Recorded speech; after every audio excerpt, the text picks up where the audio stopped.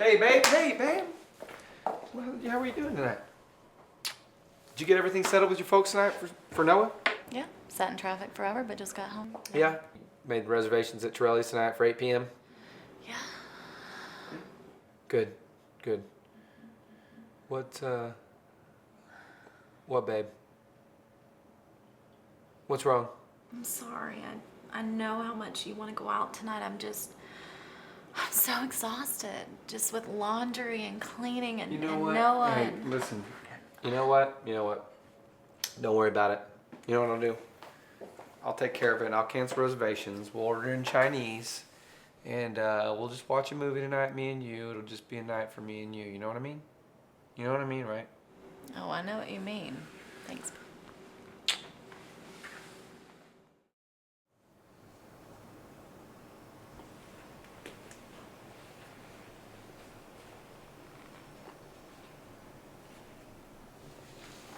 Hey, babe.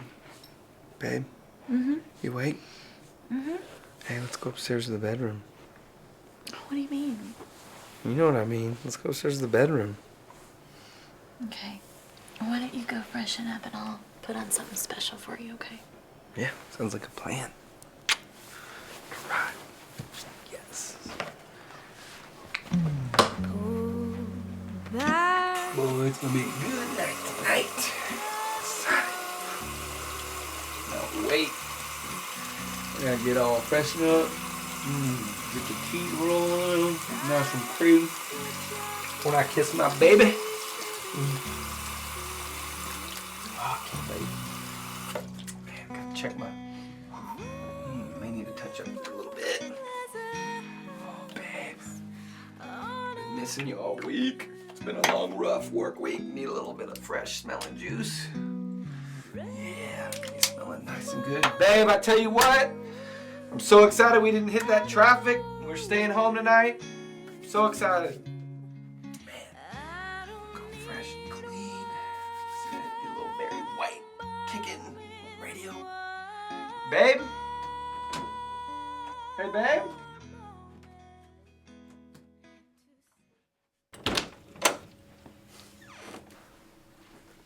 Are you kidding me?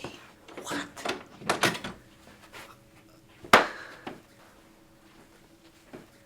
Babe. Babe. Babe. Are you serious, babe? Gosh. I can't believe this. It's ridiculous. Babe. Hope it was good for you as it was for me.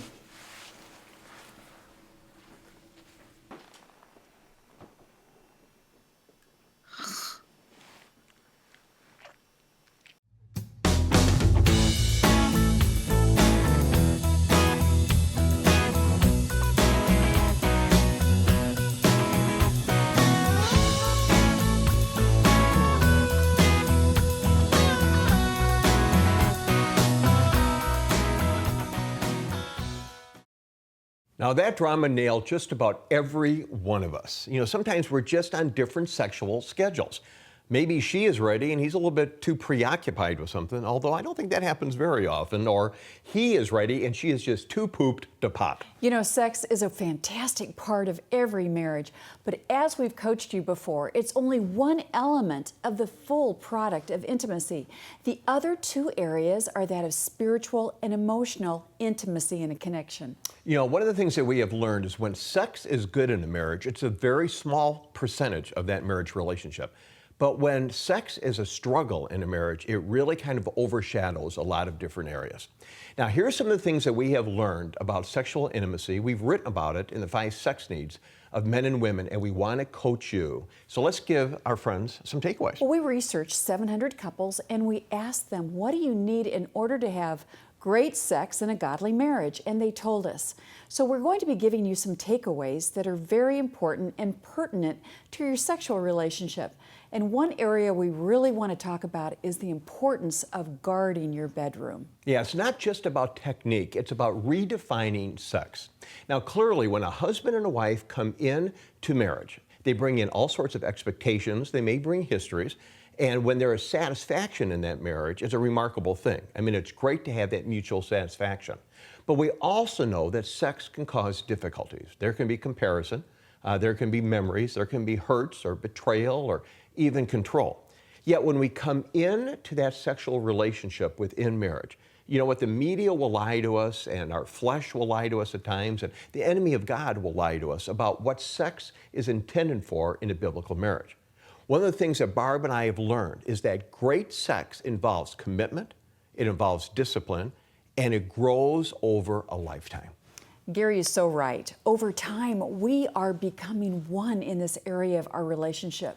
And you know, it doesn't always happen overnight, but it's a place where we are continuing to grow and encourage one another and always stay connected to this being God's design for marriage.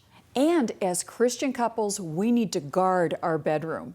Yeah, you know, we really do need to cordon off our marriages from any kind of negative influences. Now, that means we redefine the environment to establish what God's design is for our sexual lives. Now, Barb, we have learned that men and women are so different. A typical man will think about sex many times a day. In fact, one researcher says 60 times a day.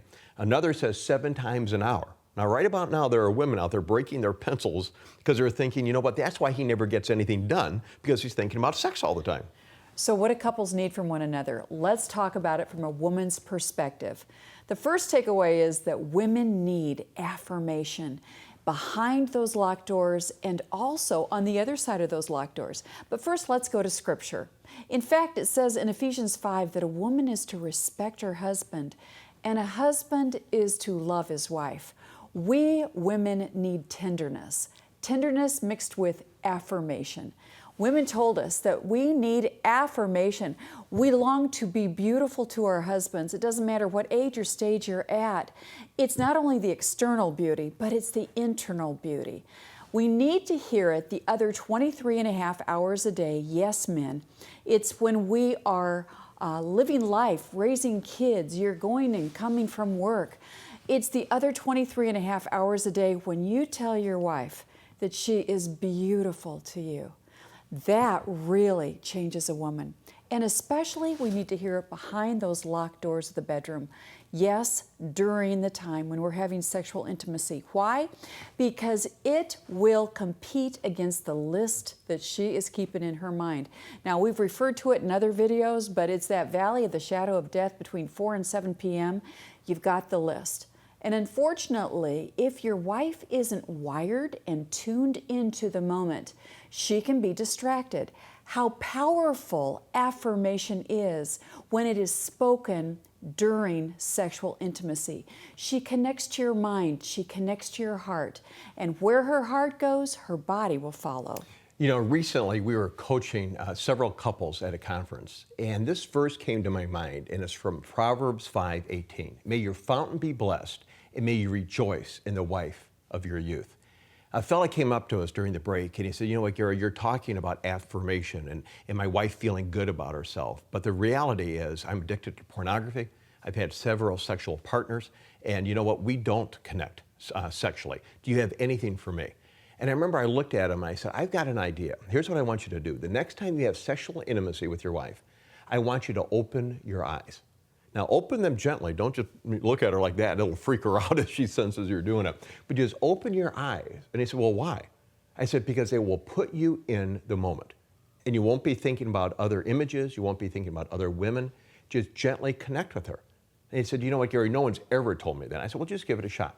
Well, we went back and did the second part of the evening. And at the end of the evening, he came running up on the platform. And he said, it worked. It worked. And I started to laugh. And I said, what'd you do, leave and come back? And he said, no, Gary, you had us praying together at the end of the event. And while we were praying, you had taught us that spiritual intimacy is really connected to sexual intimacy. And so during our prayer, I opened my eyes. And I remember my wife looked at me like, what are you doing? And he just kind of gave that gentle affirmation. And then Barb, as you recall, he said, you know what, Gary, I can't wait to go home and try it with sexual intimacy. And I said, I don't need all that information. But it was awesome to see a guy, and this guy was about 60 years old, but he made the shift. He learned how to connect to his wife. Let me give you another takeaway, and it may shock the women that are watching this video. The number one need that we learned when we researched these 700 couples for men is the area of mutual satisfaction. Now, you may be sitting back saying, now, wait a minute, Gary, I thought sex was all about my husband's needs. That's not true. Because when we interviewed and surveyed all these men, one of the things that we learned was that men want to be good at everything they do. They want to be good at work, they want to be good at hobbies, they want to be good at recreation, they want to be good at technology. So why would your husband not want to be good at sex? You see, when your husband meets your needs sexually, it makes him feel better about himself. Mutual satisfaction is a major issue. Now, here's what we're going to do. We're going to take a little break, and we'd like to have you just take some time with your mentoring couple to just talk about some of these sexual differences and these needs, and just kind of take your temperature to see if these are hitting home with you.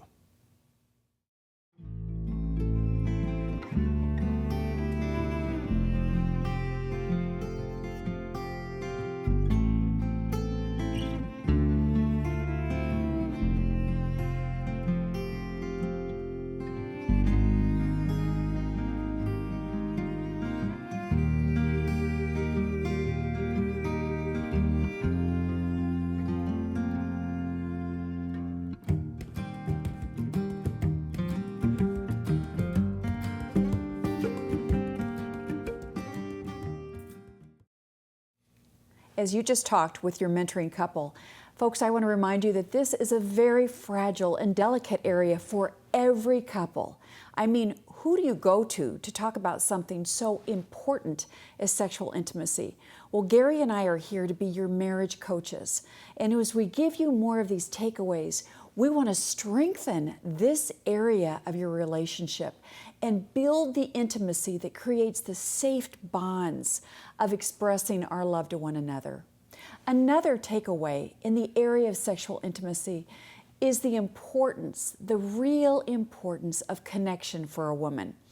Every woman needs to make sure that those emotional bonds are in place, that they're strong, she is safe and protected by her husband. So how does a woman know that her husband is for her, protecting her, strong in his ability to connect from the heart? It's when he sits down and he gives her time. He shares his heart. He opens up that shield of protection around his own heart, and he gently lets her in. He shares conversation. He shares his life. He shares parts of himself that he shares with no one else. Men, I want to remind you how important it is that you do not share emotional intimacy with any other woman outside of your marriage. A man may not realize it, but to another woman who is not experiencing it in her marriage, experiencing it in her life, this can meet a strong heart connection for her, and she may be bonding to you at a level that is meant only for your wife. So here's my coaching to you. Save it for your wife. Emotional connection is so strong, so sensual, so incredible for us as a woman that when you do it well in marriage, your wife will absolutely flourish. Your marriage bond will be enhanced, but save it for your wife. It's not meant for another woman. In fact, if there's another woman right now that feels like she's got a part of you, maybe it's the stories you tell before you get home from work and you don't tell them to your wife, save it for your wife. Because there could be a woman in your life that's getting pieces of you or parts of you that God has claimed for your marriage. And as you claim it for your marriage, you will only strengthen the guard around your marriage and strengthen your wife and give her the confidence and peace that she is protected and connected to in your marriage. You know, Barb, this whole area of connection is so critically important. And what we've learned in researching, and I've learned in the counseling room over the years, is that when a husband is connecting to his wife and then he's initiating the sexual intimacy, she may not respond. So we asked a lot of women about that. Do you enjoy sex when you have it? The vast majority said absolutely. They're just not thinking about it. Now, you know, that's hard on us as husbands because we're thinking, hey, we're some handsome dog and we come home, we've been thinking about it all day. Why can you not be thinking about it like us? That's another difference between us as husbands and our wives. So I want to coach you as wives, even though you may not be anticipating sex, if your husband is serving you, if he's loving you well, because again, we as men set the pace for this. If you are safe in your marriage and that husband initiates sex, respond to him. And then about 30 minutes after that sexual activity, even though he may be resting, because that's a natural thing, a man goes through resolution, go ahead and initiate communication with him, because you may very well access the heart of your husband during those 30 minutes after sexual intimacy. Here's another takeaway. Are you ready? Non-sexual touch. When we learned that women love the refueling, the refreshment, just revitalizing our soul of non-sexual touch, Gary, I think you said, what is that doing on the list? He just thought it had nothing to do with sexual intimacy. But here's the reality.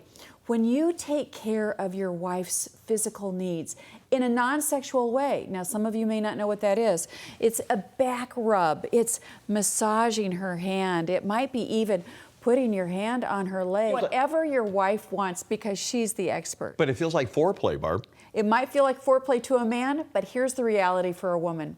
We had a gal call in our radio show. She was just simply at a beauty shop having a manicure. She said that there was a man that was polishing her nails, and at the very end he put massage oil on her arms and started to massage. She wasn't prepared for what unfolded. She said, I couldn't believe how it alerted me sexually. So I said on the radio, well, what'd you tell your husband? She goes, I went right home and I told my husband, honey, I don't think I'm getting enough non-sexual touch. For me to be alerted to at that level, she said, meant that I need more back rubs. For her, she wanted foot rubs. For more, ask your wife. What's your wife need? She is your expert. And wives, let me come alongside, kind of like a big brother, and just coach you on this next takeaway. It's the area of responsiveness to your husband when he initiates sex. Now, I've not met your husband, but every man has a sexual rhythm. Some guys are once a day guys, once every 72-hour guys. There may be a guy who's a once a week kind of guy. The only rhythm that you need to know is your husband's sexual rhythm, and I guarantee he's got one. So when a husband is initiating sex with you, it is really, really important that you learn what are those cues and how do I respond to him. Because when you do respond to him, it makes him feel more like a man. It esteems him, it honors him, it encourages him.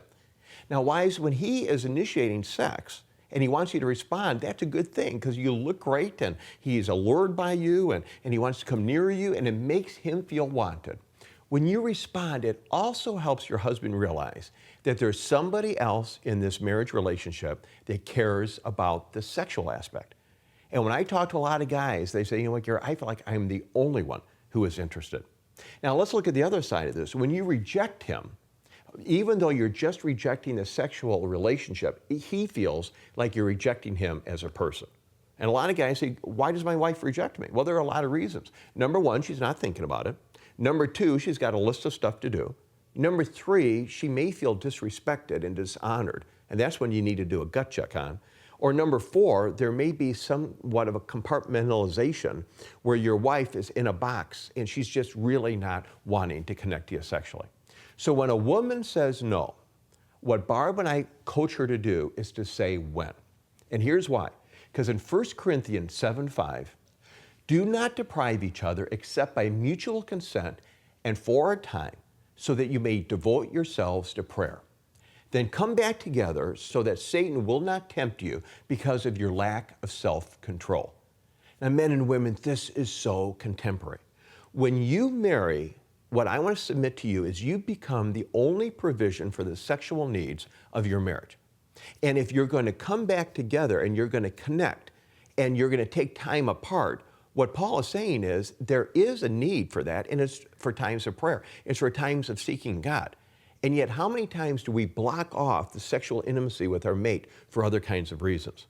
Paul also says in this verse, you know what, you both need to agree, and you need to set a time, and then come back together. And I love what he says, because you're going to get tempted. And you're going to get tempted because Satan's going to go after you, and he's going to go after you through your lack of self-control. This is contemporary. It will impact you today. You know what, folks? God provided a husband and a wife to meet those needs. But I really want to address the guys one more time.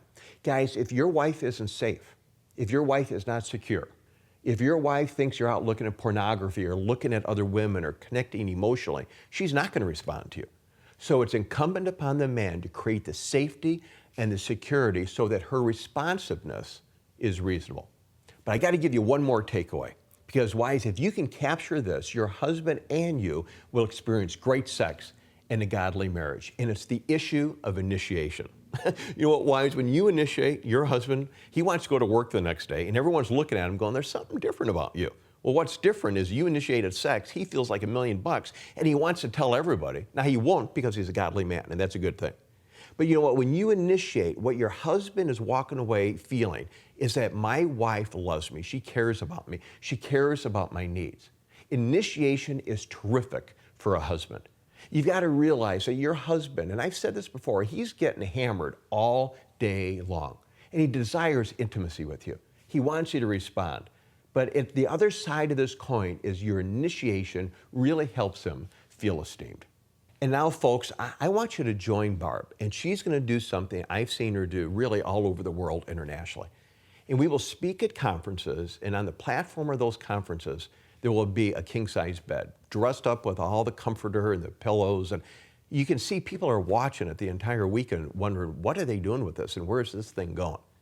But Barb is going to take you into a bedroom, and she is going to show you what she does every morning in order to sanctify the marriage bed. And this is tender, and this is empowering, and this will encourage you. Hebrews 13:4 says this, that the marriage should be honored by all and the marriage bed kept pure. When we teach at conferences, Gary will tell the gals, you know, your husband is thinking about sex a lot. And let's remember that God wired him that way. Your husband can see a beautiful woman coming towards him in the mall, or maybe a woman on a billboard, or even a woman on the magazine counter as he's checking out of the grocery store buying things for you, and recall those images even 48 hours or 72 hours later when he is alone with you, locked behind those bedroom doors in this marriage bed. I thought of that so often, and I thought about, Lord, why did you wire men like that? And so I took it to the Lord, and I have come up with a way to pray for my husband, because I long to make our marriage bed a beautiful place where he is growing, I am growing, and there's no third parties even in our minds or in images that we bring into our marriage bed. So daily when I am making the bed, this is what I do. I will go to Gary's side of the bed first, and what I'll do is I will take his pillow, yes, the pillow he lays his head on, and I will kind of plump the pillow and I'll say, Lord, this is where Gary lays his head. You know those beautiful women that he has seen in the last couple of days? Father, would you give him a divine delete? Just take away and sanctify anything in his mind that could cloud up or disturb the beauty of our marriage. Because Lord, I don't want any third parties in our marriage, whether it's imagined or anything else. And Father, as I pray for my husband, I pray that he will have a heart that follows you. And I just walk down this marriage bed. I will ask the Lord to give him good health, give him knees that are quick to serve God and bow down, that are feet that are quick to run and share the good news of Christ. I then walk around the other side of the marriage bed and I will begin to pray for myself. I ask God to give me feet that run to catch up and keep up with my husband, that we will walk in one accord. I ask the Lord to give me knees that will serve him and also a body that will stay healthy so that I can love my husband well, serve our family, and truly be sensitive in my heart to those women and children and families that we meet so that I can connect to their hearts, give them an encouraging word, maybe something that the Lord wants me to say to them. You know, prayer is a very powerful thing, and when we pray for our husbands, we've got their back. When we pray for ourselves, we have the mind of Christ.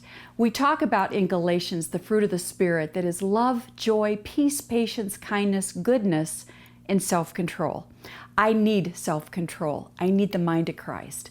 When I am flowing over with the Spirit of the Lord Jesus, there is nothing I can't do for him. Prayer is powerful. Pray over your marriage bed. Pray for your spouse and see what God does in order to give you a great marriage, a truly great marriage, a godly marriage. And yes, He'll grow you in sexual, spiritual, and emotional intimacy as well. You know, what Barb just did is up close, it's personal, and it is very, very intimate. And I want to encourage you with something. Every couple that is watching this video, and perhaps you're watching it with a pastor or a mentoring couple, but every couple can reclaim the marriage bed. And you can do that because God's mercy and His grace is new and fresh every morning. And what she just demonstrated for you in many ways is what helps us guard the heart of that marriage bed and keeps it pure and keeps it sanctified. We want to encourage you, no matter what you have experienced, to really start that today, to bless one another and to just say, we're going to take back what the enemy has tried to steal from us. We're going to reclaim this marriage bed as a place that glorifies God.